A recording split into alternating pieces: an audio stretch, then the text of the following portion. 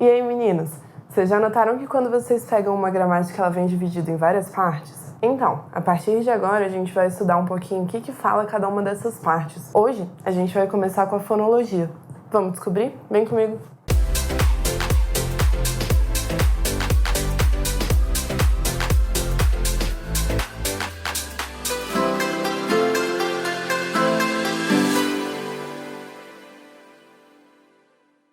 Então, uma das áreas da gramática é a fonologia. A fonologia, ela vai estudar o quê? O estudo da parte sonora das palavras.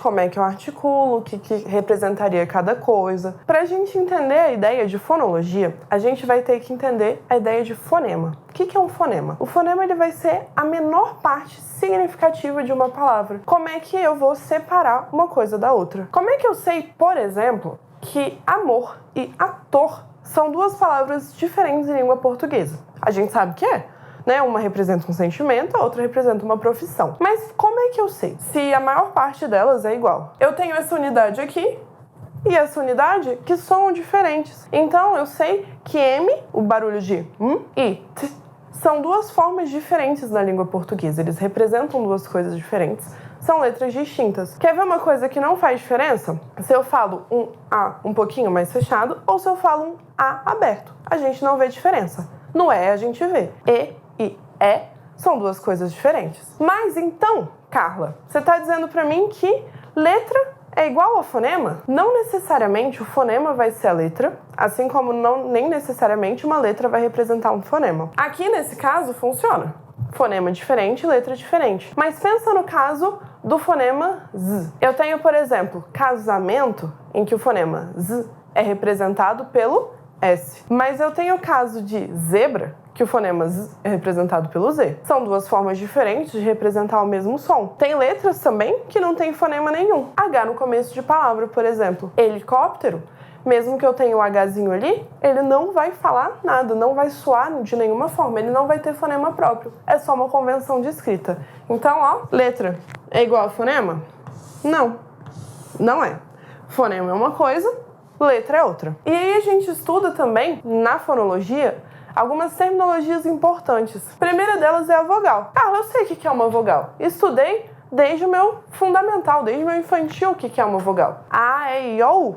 É verdade, essas costumam ser as vogais. Mas tem dois critérios que a gente precisa ter para chamar alguma coisa de vogal. Quando nós pronunciamos, o ar passa do nosso pulmão até a boca e a articulação da boca é que vai fazer a diferença no barulho que vai soar, na articulação na palavra que a gente está falando. Aqui, na vogal, tem uma exigência. Eu não posso ter nenhum impedimento na minha boca da passagem de ar. Então, se você notar, como é que você pronuncia, por exemplo, o A com a boca toda aberta, o E com a boca toda aberta, o I com a boca toda aberta, assim como o O e o U. É diferente de falar, por exemplo, de um F, em que, ó, eu fecho a boca para falar. Além disso, tem mais uma exigência para a gente chamar alguma coisa de vogal em língua portuguesa, que é ela ser centro de sílaba. A gente sabe que o padrão silábico de língua portuguesa é consoante vogal, e a vogal, ela é o mais importante. Não há, na língua portuguesa, nenhuma sílaba sem vogal. Existe sílaba sem consoante, mas sem vogal, jamais. Por quê? É aí que elas se diferem das semivogais. Só tem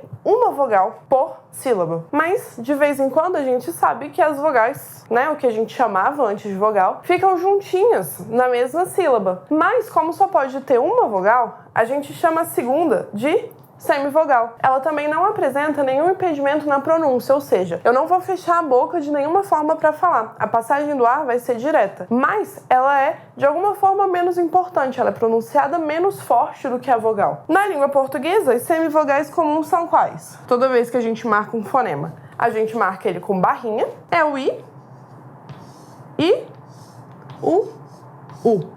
São as nossas semivogais. Pensa, por exemplo, no caso aqui de série, a gente tem um ditongo, ou seja, o encontro de uma vogal com uma semivogal na mesma sílaba, porque se eu separar silabicamente série, vai dividir aqui no meio. Só que o E, ele é pronunciado mais forte. Logo, o I passa a posição de semivogal. E o tritongo, então? O tritongo vai ser o encontro de uma vogal com duas semivogais. Nesse caso aqui, nossa vogal, na mesma sílaba, vai ser o A e a gente tem como semivogal o U e o I. Outro conceito importante da gente estudar dentro da fonologia é o hiato. O hiato vai ser quando? Quando deveria ser um ditongo, de alguma forma, mas eu separo as sílabas. Se eu separo as sílabas, as duas vão ser vogais, elas não estão mais na mesma sílaba. É o caso aqui de saída, ó.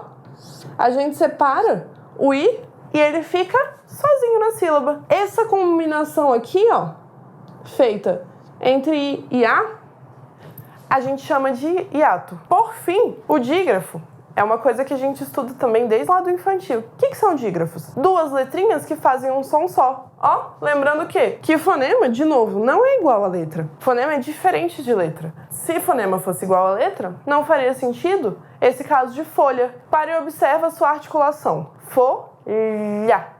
Você faz um barulho só para pronunciar o L e o H. É o mesmo som. É o caso também, por exemplo, de rainha. Eu vou escrever o NH, mas eu pronuncio como?